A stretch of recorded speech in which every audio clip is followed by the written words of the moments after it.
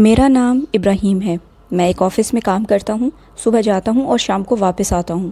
وہاں میرا ایک دوست ہے جس کا نام کاشف ہے۔ وہ میرا بہت اچھا دوست ہے۔ کاشف ہمارے گھر بہت آتا ہے۔ شہر میں ہی رہتا ہے اپنی بیوی کے ساتھ، لیکن میری غیر موجودگی میں ایک دن میں نے دیکھا کاشف ہمارے گھر پہ میری بیوی کے ساتھ بیٹھا ہے۔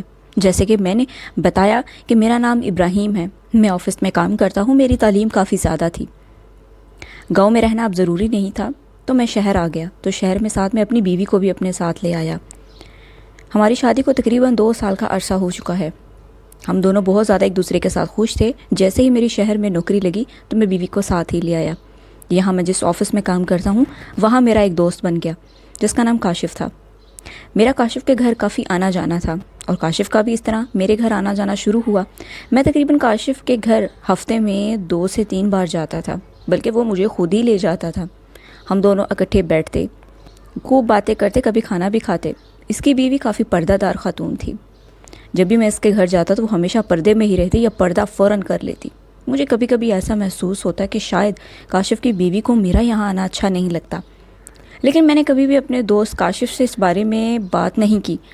لیکن میری بھی یہ عادت تھی کہ میں بھی جب کاشف کے گھر جاتا تو نظر جھکا کر بات کرتا تاکہ اس کی بیوی کو برا محسوس نہ ہو۔ جب کبھی وہ کھانا بناتی یا ہمارے سامنے کھانا رکھنے آتی تو اس کے ہاتھ پاؤں کانپنا شروع ہو جاتے۔ وہ کافی پردے دار جو تھی۔ کاشف ہمارے گھر بھی آتا تھا، لیکن میرا بیوی کا کاشف کے ساتھ رویہ تھوڑا سا ڈیفرنٹ تھا۔ میری بیوی پردہ نہیں کرتی تھی۔ کاشف جب بھی ہمارے ساتھ آتا، بیٹھتا، کھانا کھاتا، کھانا پینا کرتا تو میری بیوی اس کے سامنے ننگے سر ہی بیٹھتی تھی۔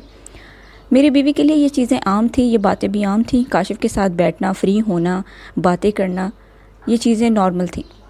کاشف ہمارے گھر آتا، کبھی میں اس کے گھر جاتا، کبھی دعوت پہ بلاتے، اس طریقے سے مان لے کہ ہم بھائیوں کی طرح ہی تھے۔ لیکن ایک دن اچانک مجھے محسوس ہونا شروع ہوا کہ ہمارے گھر کی ہر بات، میری بیوی جو کہ گھر کی ہر بات چھوٹی موٹی ہوتی ہے، وہ پہلے سے ہی میرے دوست کاشف کو پتہ ہوتی ہے۔ لیکن آہستہ آہستہ میں نے یہ غور کرنا شروع کر دیا کہ دال میں کچھ کالا ہے۔ لہٰذا ایک دن شام 4 سے 5 بجے کا ٹائم تھا، میں آفس سے واپس آیا تو میں نے اپنے فلیٹ کی طرف گیا تو وہاں ایک چوکیدار بیٹھا ہوا تھا۔ چوکیدار نے مجھے دیکھا اور کہا، صاحب جی یہ آپ کے گھر کی چابیاں۔ میں نے دیکھا تو میں نے کہا کیا مطلب؟ انہوں نے کہا کہ صاحب جی آپ کے فلیٹ کی چابیاں بی بی جی باہر گئی ہیں اور مجھے دے کر گئی ہیں۔ میں نے چوکیدار سے فلیٹ کی چابی لی اور اپنا فلیٹ کھولا اور گھر چلا گیا۔ میں نے کہا، خان صاحب کہ آپ کو پتہ ہے کہ میری بیوی کب باہر گئی ہے؟ انہوں نے کہا کہ وہ روز ہی جاتی ہیں۔ لہٰذا میں نے اسے چابی لی، کچھ زیادہ بات کرنا مناسب نہیں سمجھی اور جلدی سے اپنے فلیٹ کی طرف گیا، فلیٹ کھولا اور اندر چلا گیا اور اپنی بیوی کا انتظار کرنے لگا۔ میں بڑا پریشان تھا۔ میری بیوی جس کا نام نادیہ تھا، مجھے سمجھ نہیں آ رہی تھی میں کیا کروں۔ آخر میری غیر موجودگی میں میری بیوی نادیہ کہاں جاتی ہے اور کہاں گئی ہے، جبکہ چوکیدار نے کہا کہ وہ روز ہی جاتی ہے۔ خیر اتنے میں وقت گزر گیا، میری بیوی گھر آئی اور میں نے پوچھا کہ تم کہاں تھی؟ اس نے مجھے کچھ بھی بتانا ضروری نہیں سمجھا، اس کی نظریں جھکی ہوئی تھیں۔ 3-4 دن تو تقریباً یہی ماجرا چلتا رہا اور یہی کہانی دہرائی گئی۔ میں آفس سے گھر آیا، میں نے دیکھا خان صاحب نے پھر سے مجھے چابی پکڑا دی۔ انہوں نے کہا کہ صاحب جی بیوی جی گھر پہ نہیں ہیں۔ آج تو میں نے ٹھان لیا تھا، غصہ بھی بہت تھا کہ آج تو جیسے ہی نادیہ گھر آئی سیدھے سیدھے پوچھ لوں گا کہ ہاں بھئی بتاؤ کیا ماجرا ہے۔ اچانک سے کاشف میرے پاس آیا اور کہنے لگا کہ آج رات کا کھانا تم ہمارے ساتھ کھاؤ، تمہاری بھابھی نے آج بریانی بنائی ہے، تمہیں کھانے پہ مدعو کیا ہے میں نے آج، بلکہ ہم دونوں نے، تم آج ٹائم سے گھر آ جانا۔ باتوں باتوں میں نے کاشف کو منع کر دیا کہ نہیں یار، آج ابو چھوٹے بھائی کے ساتھ آ رہے ہیں، ابو کی طبیعت ٹھیک نہیں ہے، مجھے ان کو لے کے ہاسپٹل جانا ہے۔ لہٰذا کسی بھی طریقے سے میں نے کاشف سے معذرت کر لی کہ میں آج نہیں آ سکتا۔ یہ بات کاشف کو تو بڑی عجیب لگی، وہ حیرت میں پڑ گیا کہ کیا ہوا ہے، کوئی زیادہ مسئلہ ہے جو انکل گاؤں سے یہاں آ رہے ہیں، کوئی پریشانی کی وجہ ہوئی تو مجھے بلا لینا۔ آخر وہ میری غیر موجودگی میں میری بیوی کہاں جاتی تھی، باتیں تو میرے ذہن میں یہی آ رہی تھی، لیکن آخر ایسا کیوں ہے، کیا ہے، یہ باتیں میرے ذہن میں گھوم رہی تھی۔ میں جیسے ہی اپنے فلیٹ کی طرف گیا تو آج خان صاحب نے مجھ سے پوچھا کہ چابی دی، اور پھر مجھے سمجھ نہیں آ رہی تھی کہ آج میں کیا کروں۔ گھر پہنچا نادیہ نے مجھ سے کہا کہ ابراہیم آپ آ گئے ہیں، بڑی دیر لگا دی، آپ کی طبیعت ٹھیک نہیں لگ رہی، ایک کپ چائے کا بنا دوں؟ میں نے فوراً سے انکار کر دیا اور کہا ابو کی طبیعت ٹھیک نہیں ہے۔ انہوں نے کہا کیا ہوا ہے ابو کو؟ اچانک سے ہاں بھابھی کیسی ہیں؟ اور میں حیران تھا کہ ہمارے پیچھے کاشف کیوں آ گیا۔ خیر میں خاموش ہو کے بیٹھا رہا۔ کہ ہاں کہ ابو کی طبیعت ٹھیک ہے۔ نادیہ بھی حیران ہو گئی کہ ابو تو یہاں آئے نہیں۔ میں نے دونوں سے جھوٹ بول دیا کہ ہاں ابو آئے تھے، ان کی طبیعت اب خطرے سے باہر ہے، وہ گھر نہیں آئے، میں نے ان کو دوائی لے دی ہے اور واپس ان کو بھیج دیا ہے۔ لیکن مجھے حیرت ہو رہی تھی کہ کاشف میرے ساتھ ہی پیچھے آ گیا۔ میرے گھر میں یہ بات کیسے پتہ چلتی ہے کہ گھر کی ہر بات باہر جاتی ہے؟ کیا میری بیوی کی کاشف کے ساتھ بات ہوتی ہے؟ کہیں اس کے ساتھ کچھ چل رہا ہے؟ ہو سکتا ہے ملتے جلتے ہوں۔ میرے ذہن میں اس طرح کی باتیں گھوم رہی تھیں۔ آخرکار 1 مہینہ اسی طریقے سے چلتا رہا، مجھے چین نہیں آ رہا تھا۔ آخر کیا کروں کیا نہ کروں؟ ایک دن میں نے پوچھ ہی لیا کہ آج بھابھی آپ کے بنایا ہوا کھانا کھاؤں گا، میں آج شام کو تمہاری طرف آؤں گا۔ یہ سن کر میں بڑا خوش ہوا اور اس نے دور جا کر بھابھی کو فون کیا، آج ابراہیم آ رہا ہے اور کھانے کے لیے کچھ اچھا بناؤ۔ اس طرح شام کو ان کے گھر پہنچا۔ میرے آنے پر سامنے کھانا رکھا ہوا تھا۔ میں نے کھانا کھایا اور سوچا دیر ہو جائے گی تو ٹھہرو، میں ذرا نادیہ کو فون کر کے بتا دوں کہ مجھے آنے میں دیر ہو جائے گی۔ کاشف کی جان کے پالے پڑ گئے، وہ حیرت میں پڑ گیا۔ اس نے کہا نہیں کاشف، ارے نہیں ابراہیم، تم چھوڑ دو، بھابھی کو کیوں فکر مند کر رہے ہو؟ تم بیٹھو، چائے پیو، کھانا کھاؤ، مزے کرو۔ میں نے کہا نہیں نادیہ میرا ویٹ کر رہی ہوگی، مجھے اسے فون کرنا ہے۔ میں نے اس کو کال ملا دی۔ اس وقت میں نے دیکھا کہ فون کی رنگ کے کاشف کے گھر سے ہی بج رہی ہے۔ میں بڑا حیرت زدہ ہوا۔ میں فوراً کاشف کے ہاتھ سے فون پھسلا اور بند کر کے رکھ دیا۔ کھانا کھاؤ یار، بہت اچھا بنا ہے۔ کاشف نے میرے ہاتھ سے ایک دم سے فون جھٹک کے ٹیبل پہ رکھ دیا اور پھر کھانے میں مشغول ہو گیا، لیکن کاشف کے ماتھے سے پسینہ آ رہا تھا۔ اگلے ہی دن میں بڑا پریشان تھا۔ آفس سے میں جلدی گھر آ گیا اور نادیہ کو کہا کہ تم آج بڑی خوش ہو، کیونکہ وہ خوش انداز میں بیٹھی ہوئی تھی۔ اس نے کہا ابراہیم میرے ساتھ آپ خوش ہیں یا نہیں؟ میں نے کہا تم یہ باتیں کیوں کر رہی ہو؟ یہی بات میں نے پوچھی تو اس نے بھی کہا کہ کاشف آپ بہت اچھے انسان ہیں، آپ کا دوست بھی بہت اچھا ہے۔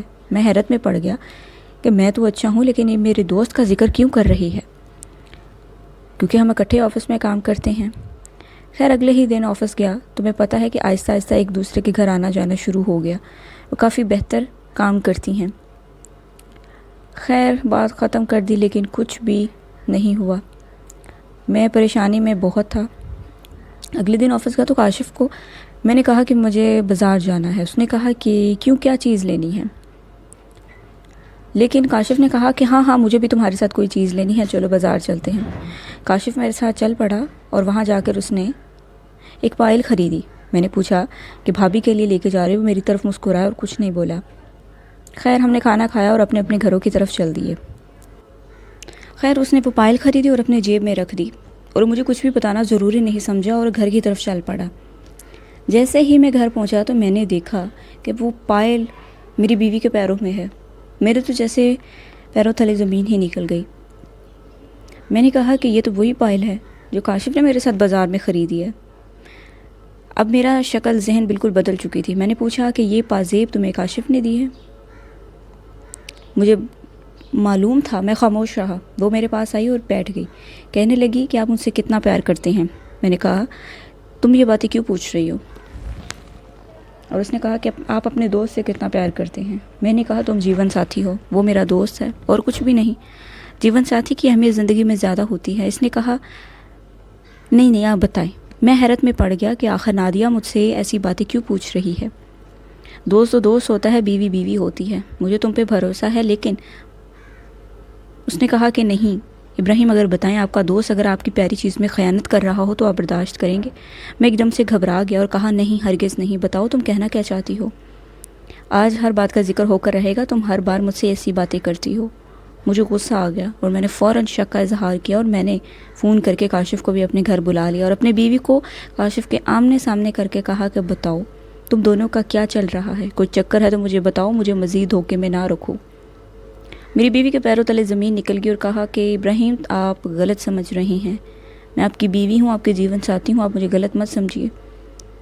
میری جڑواں بہن تھی اور اس کی کاشف کے ساتھ منگنی ہو چکی تھی، لیکن وقت گزرنے کے ساتھ ساتھ میری بیوی میری چھوٹی بہن کسی اور کے ساتھ بھاگ گئی تھی۔ آج کافی عرصہ گزرنے کے بعد میری جڑواں بہن نازیہ کی ملاقات جب کاشف سے ہوئی تو وہ حیرت میں پڑ گئے۔ اس کا شوہر بھی اسی شہر میں کام کرتا ہے، لہٰذا ایک سیاسی شکل ہونے کی وجہ سے میری شادی تمہارے ساتھ ہو گئی۔ اور جبکہ کاشف کی محبت کسی اور کے پاس چلے گئی۔ لیکن آج وقت گزرنے کے ساتھ ساتھ کاشف کی ملاقات جب نازیہ کے ساتھ ہوئی تو وہ حیرت میں پڑ گیا۔ اس لیے نازیہ ہمیشہ اس کے ساتھ ملنے اس کے فلیٹ پہ جاتی ہے، اور کبھی کبھی کاشف بھی ملنے کے لیے ہمارے گھر آتا ہے جب آپ گھر پہ موجود نہیں ہوتے۔ اس کے علاوہ اور کوئی بات نہیں ہے، کیونکہ ابھی بھی یہ دونوں ایک دوسرے کے ساتھ محبت کرتے ہیں۔ لہٰذا جب آپ گھر پہ نہیں ہوتے تو کاشف ہمارے گھر اس لیے آتا ہے، میں فوراً فون کر کے بلا لیتی ہوں کیونکہ ہمارے گھر نازیہ آتی ہے۔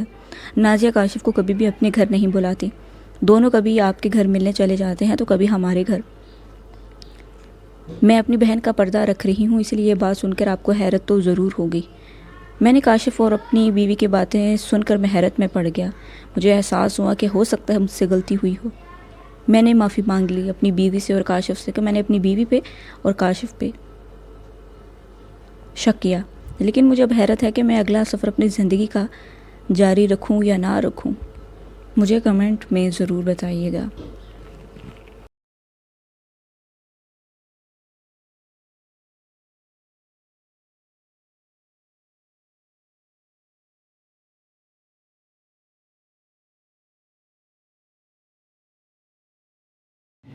بسم اللہ الرحمن الرحیم۔ السلام علیکم۔ افسانہ نگری میں خوش آمدید۔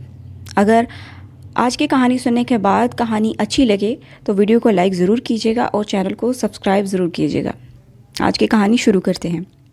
میں نے آج تک کسی کو بددعا نہیں دی، مگر آج تمہیں بددعا دیتی ہوں۔ اللہ کرے تم بھی ہر اس باپ کی طرح در در کی ٹھوکریں کھاؤ جیسے ہمارے ماں باپ ہمیں ڈھونڈنے کے لیے کھاتے رہے۔ تمہاری بیٹی گلیوں بازاروں میں ایسے ہی بھیک مانگتی پھرے جیسے تم ہمیں اس دھندے کے لیے مجبور کرتے ہو۔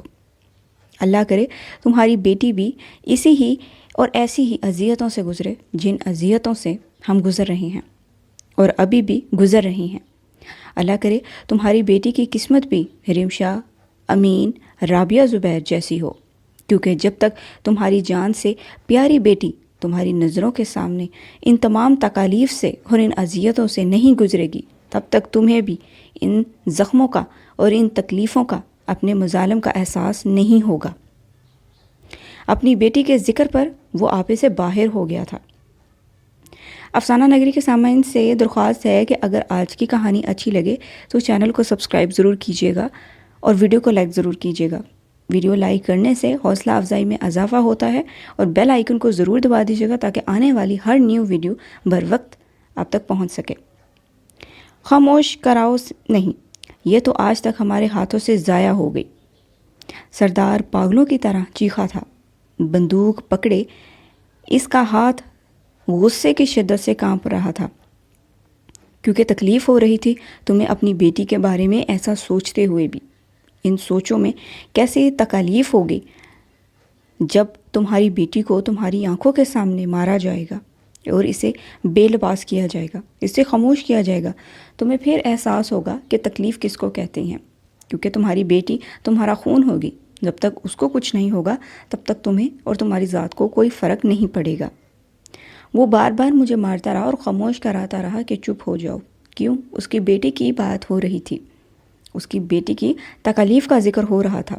بار بار خاموش ہو جاؤ کا الفاظ میں سنتی رہی، اور وہ مجھے غصے کی شدت میں آتاب نہ لاتے ہوئے مجھے یہی کہہ رہا تھا کہ بالکل چپ۔ وہ اسے تھپڑ مارنے اور اس کی جانب بڑھا تھا، مگر رابعہ جو پہلے ہی اس کی ایک ایک حرکت سے محتاط تھی، فوراً اس کی گرفت سے بچتی پیچھے ہٹ گئی تھی۔